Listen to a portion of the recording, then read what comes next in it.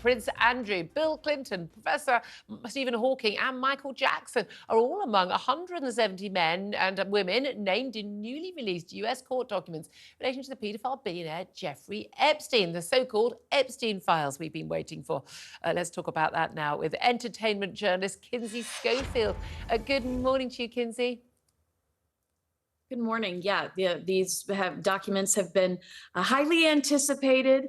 And from a royal watching perspective, I am certainly shocked and am going to have a hard time defending some of the allegations on Well, these that's the interesting papers. thing. Now, we've been waiting for these files for a long time.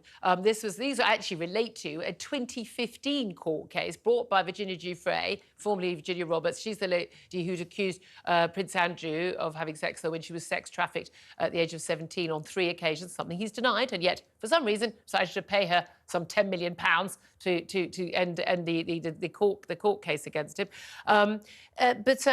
These documents have finally been released after American newspapers basically said there was no reason not to put this information in the public domain.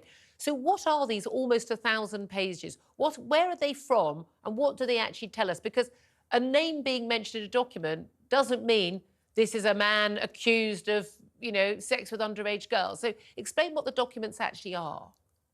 Yeah, I mean, you're absolutely right. This wasn't a criminal trial. This was a civil trial about defamation. So what we're seeing is flight logs, emails, documents containing excerpts of depositions from Ghislaine Maxwell and Virginia Giuffre, also depositions from Johanna Sjoberg.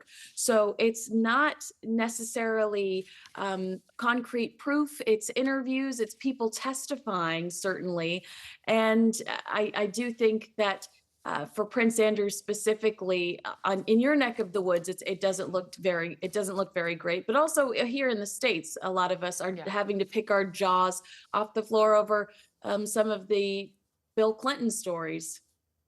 I mean, can you repeat some of the Bill Clinton stories on there? Bearing in mind he has denied ever going to the Epstein Island. He's denied ever any the claims that have been made, lurid claims being made online about him. I don't think there has ever been a court case involving him, has there? Correct. You're absolutely right. And thank you for stressing that.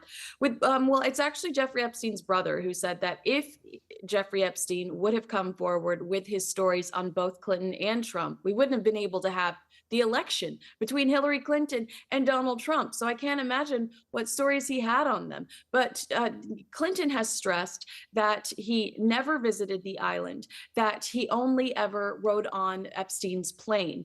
However, Virginia says she saw him on the island. So, I don't know who's telling the truth there. It's usually somewhere in between.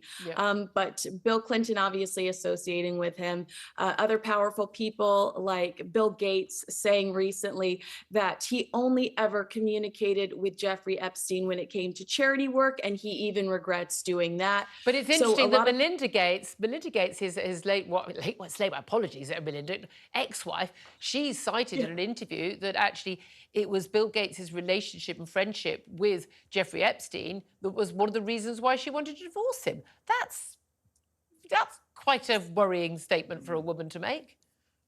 Well, it makes you realize that no matter what Bill Gates says, his wife must have felt like they had a much more powerful friendship or relationship than he's leading us to believe when he says they only ever talked about charity initiatives. Yeah, indeed. I'm sure they did. I mean, other names mentioned Professor Stephen Hawking, and I think most people's mind boggled.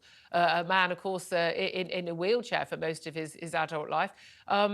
But again, this is where, that sort of, there's no smoke without fire, and someone's name is on this list of people who knew Jeffrey Epstein.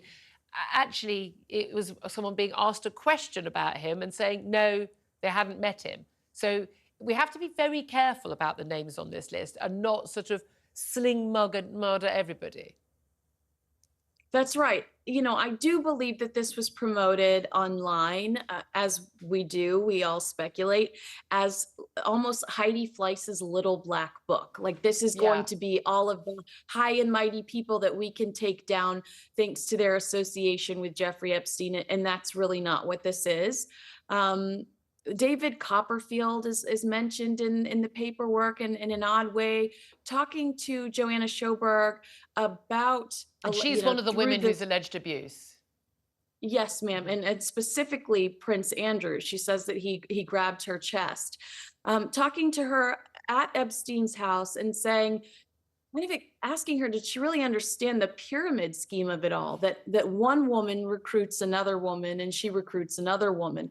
So to me, that upsets me, because that means a person in his position, a celebrity, is acknowledging the universe, understands what's going on.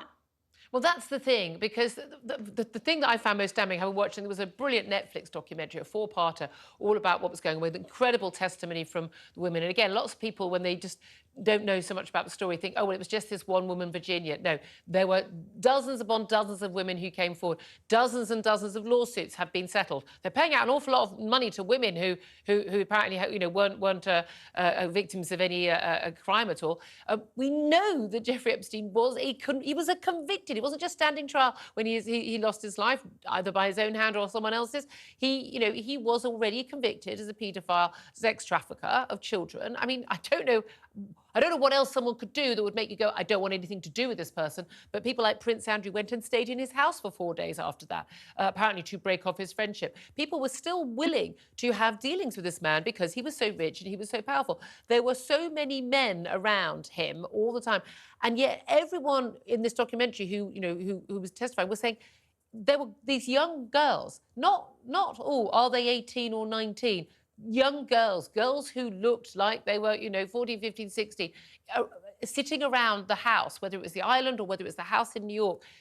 What on earth is this middle-aged, single, childless man doing with a bunch of teenage girls in his house? Did no one go, hold on a minute, this isn't right? I was saying on the show yesterday, even when I had a 15-year-old, I didn't want a bunch of teenagers, 15-year-old girls hanging around my house. So why on earth would this middle-aged single man want it?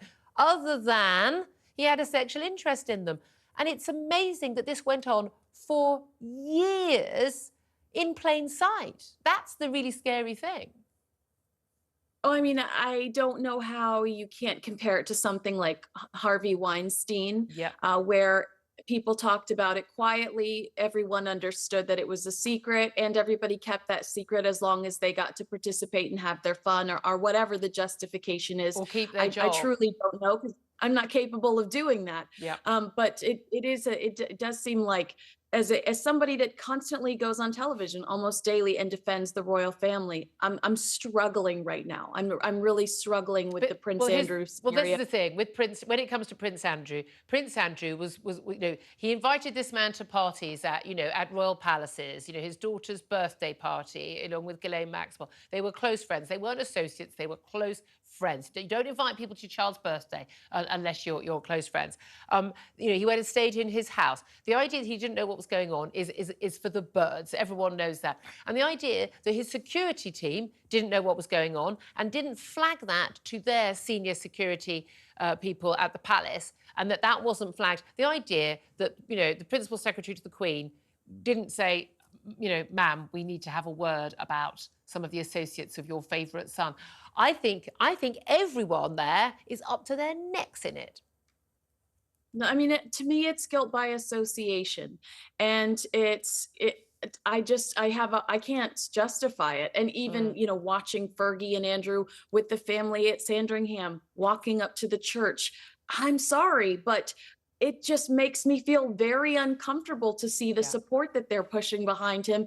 I tried to justify it before this paperwork came out by saying, surely to God, he said there are no more skeletons in the closet. But I've, seen paperwork over the last few hours that I'd never seen before, and read stories that I'd never heard before. And it's the opposite of royal behavior. And this is a grown man. He's not a young boy. It's a grown man who knows the difference between children that were younger than some of these young women who were exploited. We know by Epstein, we must stress Prince Andrew has denied even having met Virginia Giuffre and then paid her millions of pounds. But there we are. Kinsey Schofield, really appreciate that. I know the story is not going away. Thank you very much indeed for joining us. Now, Philip Ingram is still with us. He's a former senior military intelligence officer.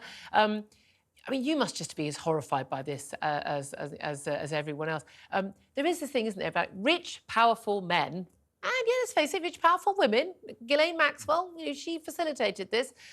Rich, powerful men in particular, though, seem to like doing some very questionable things. They like power. They like to exploit, and they get away with it because they're rich and powerful. Yeah. And your point about they must have known something was going on because things were out of place just puts them in the context of being active bystanders. You know, whether they participated or didn't participate. Now, I'm scared that the truth isn't going to come out because of all the sensationalism and all the lawsuits. Exactly. I mean, lots of women can't testify because they've taken a payoff. Exactly, but active bystanders are as bad as the perpetrators. I agree with you. That happens across the board, and therefore, that's what we should be actively pursuing these people for. Absolutely, I completely agree. And again, I find it extraordinary the police have not properly investigated allegations against Prince Andrew at all. They really haven't. Royal protection, that is what is going on.